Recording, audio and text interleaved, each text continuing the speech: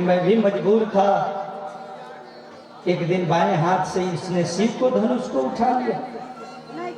जिस धनुष को हमको शंकर जी के माध्यम से, परशुराम जी के माध्यम से मेरे पास आया, जो 10,000 हाथियों का बल है उस धनुष में, और उस धनुष को कोई साधारण से बाएं हाथ से उठा करके लीपा पोती कर दे, इसका मतलब शक्ति का अवतार हो चुका है। तो जिसका शक्ति है उसको उसके पास पहुंचाना पड़ेगा, उसके लिए कंपटीशन रखना जरूरी था। तब मैं उसको अपना पुत्री दूंगा, जो होगा वो खिल के सामने आ जाएगा, और नहीं आया होगा तब तो बिटिया कुंवारी रहेगी। लेकिन जो भी होगा, जैसे भी होगा, सह लूंगा। मैंने यहाँ तक सुना, देव धनुष धरि विविध शरीरा, विपुल वीर आए महीधेरा। देवता लोग, वीर लोग, यहाँ तक कि बड़े बड़े भूप भेष बदल के आए, लेकिन वो लोग भी धनुष नहीं तोड़े।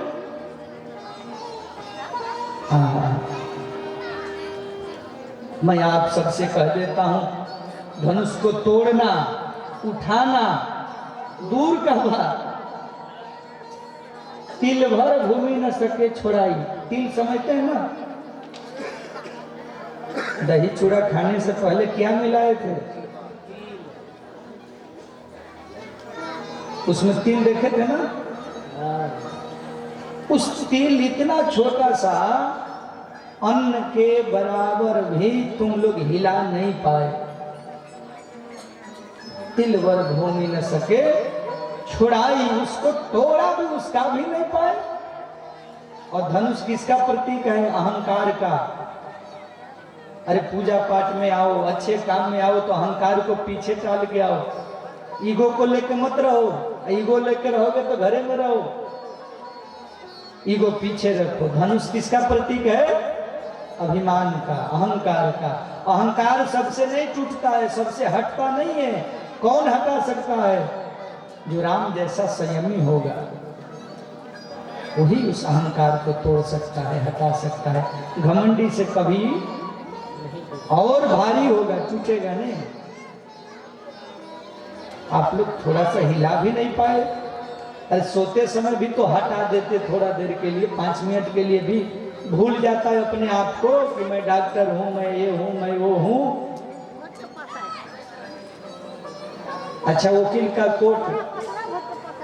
कोट में शोभा देता है, घर में शोभा देता है। डॉक्टर अपना ड्रेस पहन के अपोलो हॉस्पिटल में अपना आला वाला लेके घूरे तो अच्छा बात। आप बाथरूमों में लेके वही आला घूम रहा, शोभा देगा? नहीं, सब जगह शोभा नहीं देता।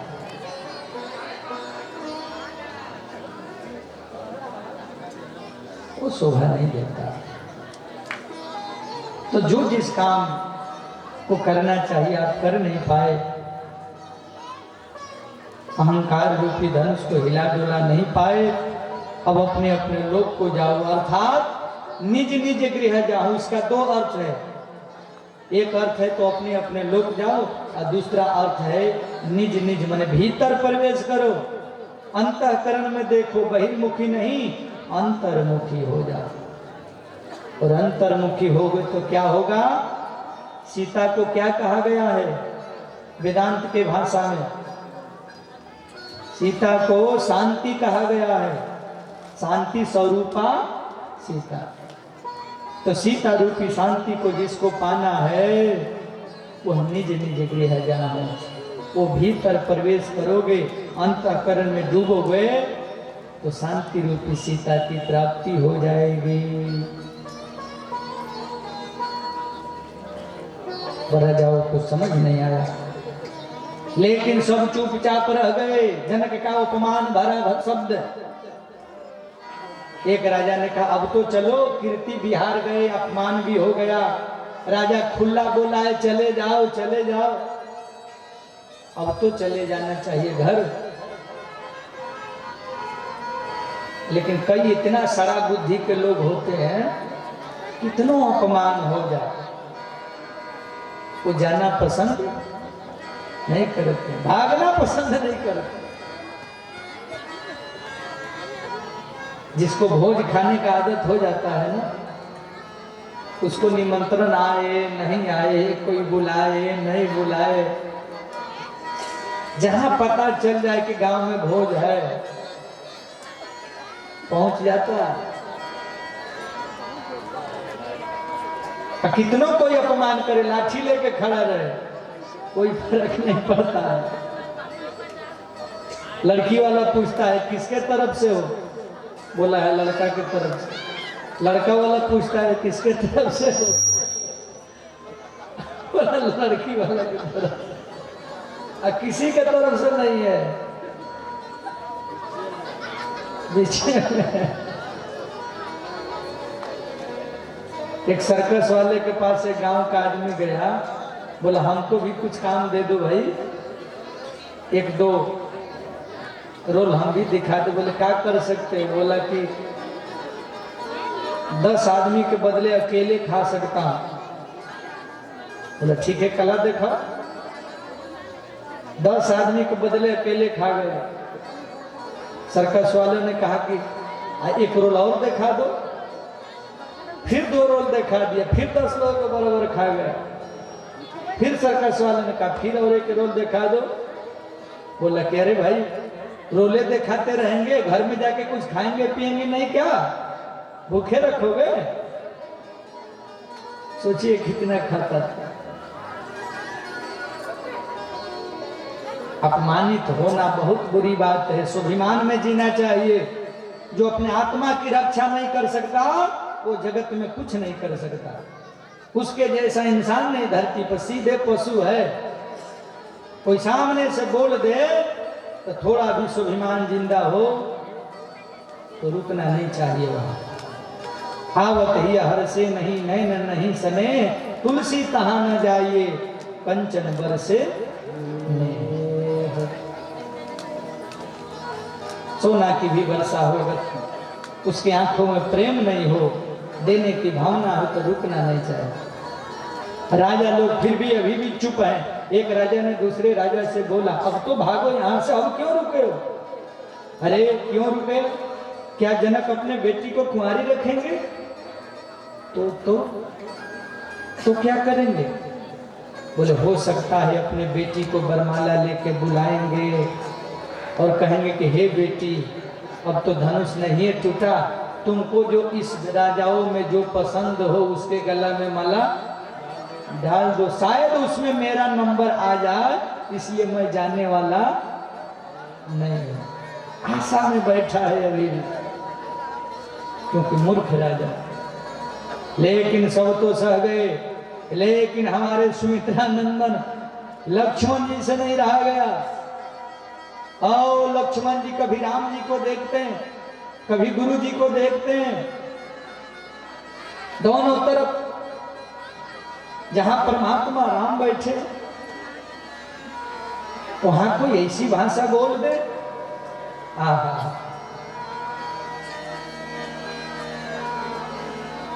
क्रोध के मारे लाल हैं, लेकिन रघुवीर के डर से कुछ बोल नहीं पा रहे। फिर भी नहीं रहा गया और मंच पर खड़े हो गए।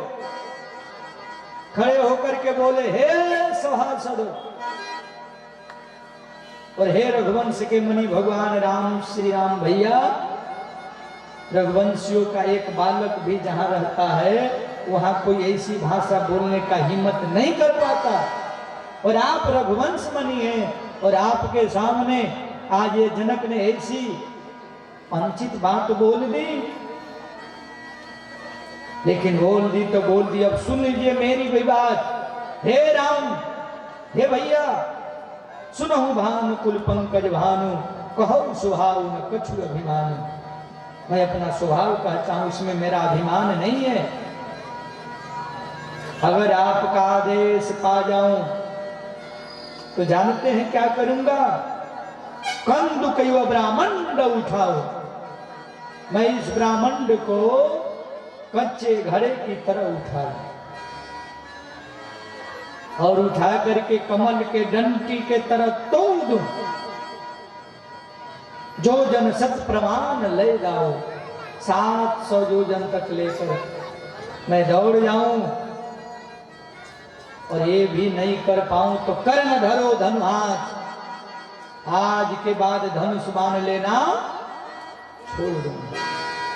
ये जो भी करूंगा भैया आपके कृपा से करूंगा, इसमें मेरा कुछ नहीं है। तो प्रताप भगवान आपकी प्रताप से करूंगा। ऐसा जैसे ही लक्ष्मण जी बोले, घटना क्या घटा, दिग्गज डोलने लगे, धरती कांपने लगी, जो जहां है सब हिल रहे हैं। बाबा तुलसी कह पड़े, यदि लखन सको बचन जे बोले, लखन सको बचन जे बोले,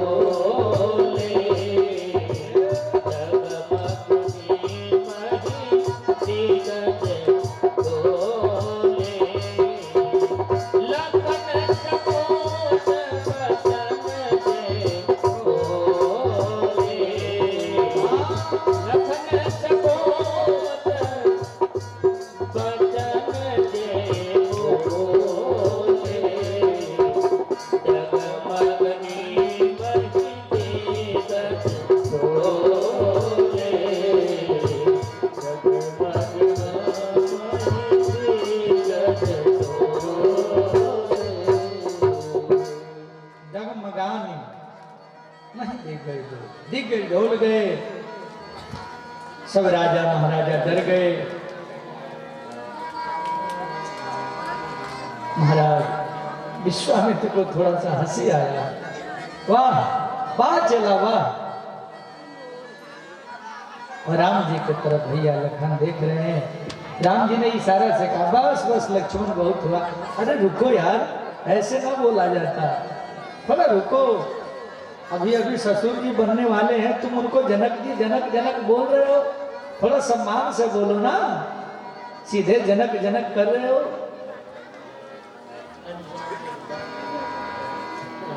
जनक कही जस अनुचित वाणी, और क्या बड़ा बोल देंगे तो तुम भी बोल दोगे। अपने से बड़ों से चुप हो जाए तो छोटों को चुप नहीं करना चाहिए, रुक जाओ। इशारों से, ये नहीं बोले कि हमको तोड़ना है, तुम क्यों बीच में बोल रहे हो, क्या ऐसे नहीं बोले, इशारा से बोले।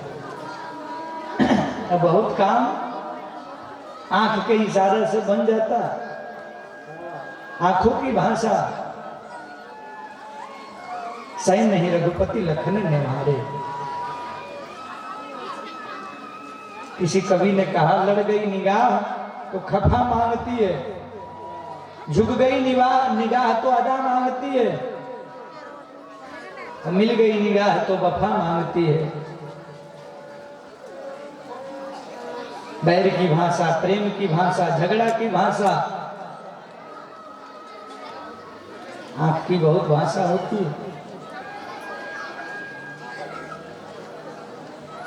जैसे हंसी की भी भाषा होती है, एक सच्चा दिल का हंसी और एक कूट वाला हंसी। हंसी है पर उसमें भी जहर भरा है।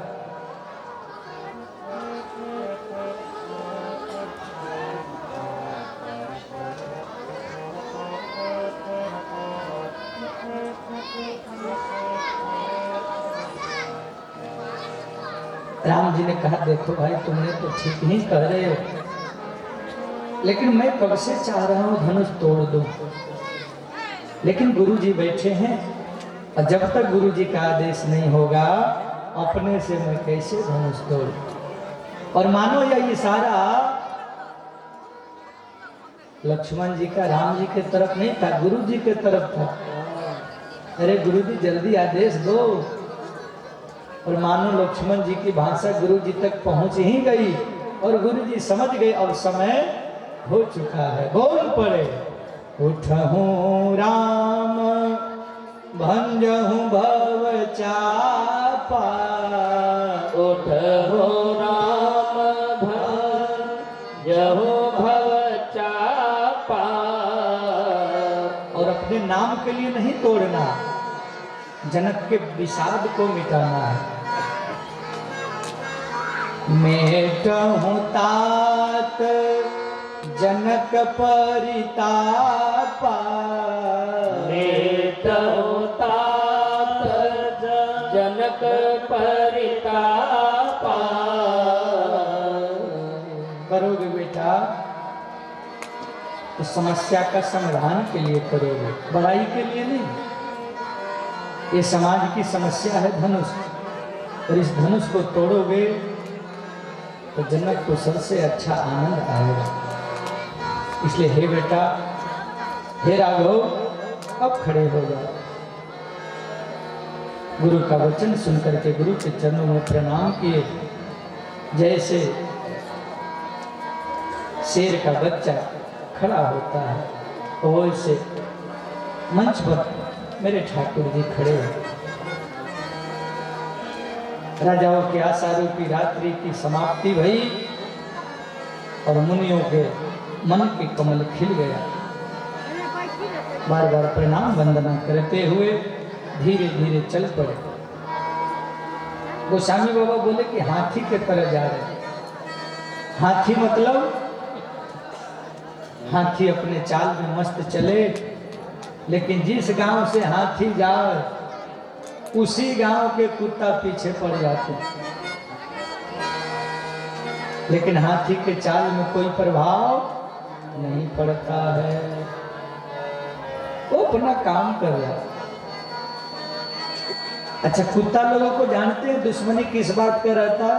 ये गांव वाले हाथ क्यों जोड़ रहे हैं सब? हाथी के सामने सब कोई हाथ जोड़ता है, कोई पैसा देता है, कोई फल खिलाता है। अब कुत्ता लोग सोचा रोज हम रहते ही एक दिन के लिए आया हाथ जोड़वा रहा। हाँ? हाथी का बराबरी कुत्ता कर पे 1 लाख लग जाए अगर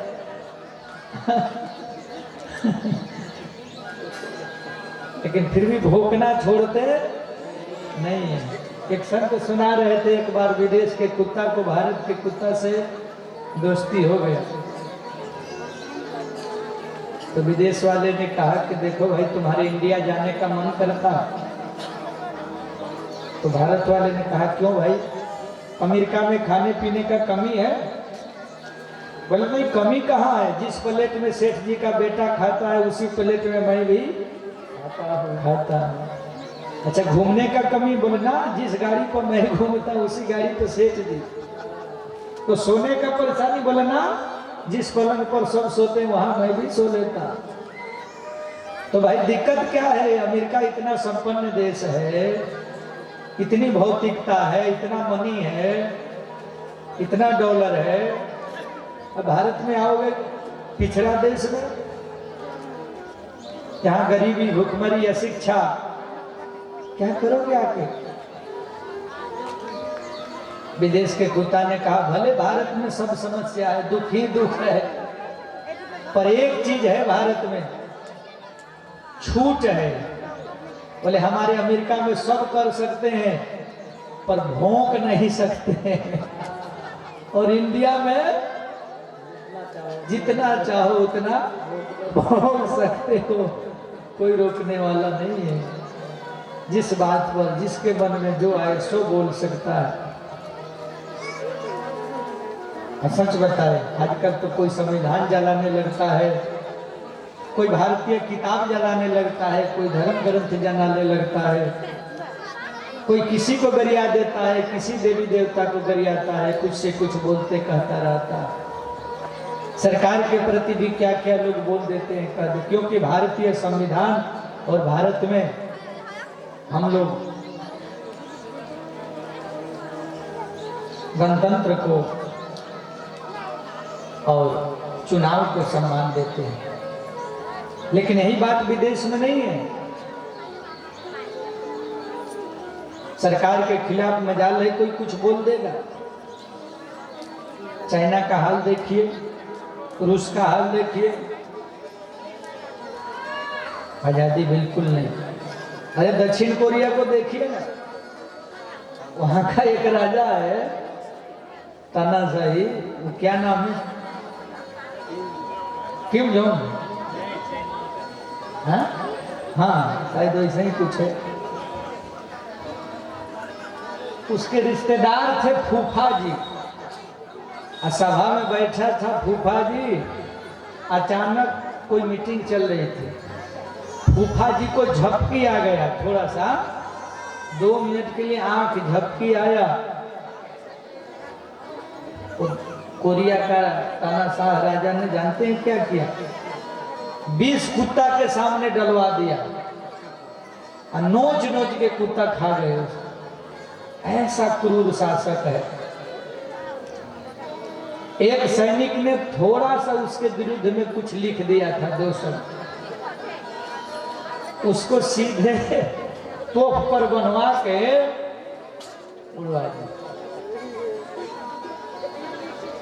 और यहाँ तो महाराज दिन भर गरियाते रहो, जिसको मन भौंकने का कमी छूट है, जितना मन करे जिसके मन में भौंकवा।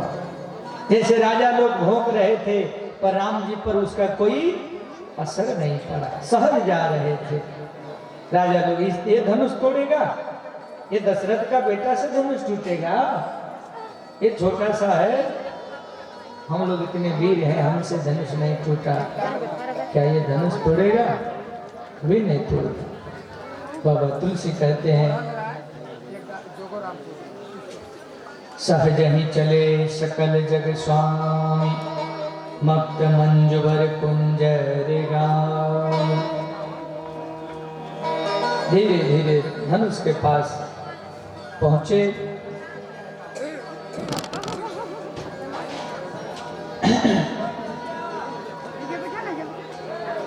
अब इधर राम जी को देख करके धनुष के पास सीता जी की मैया थोड़ा घबरा गई। सिया जी का मैया का क्या नाम है?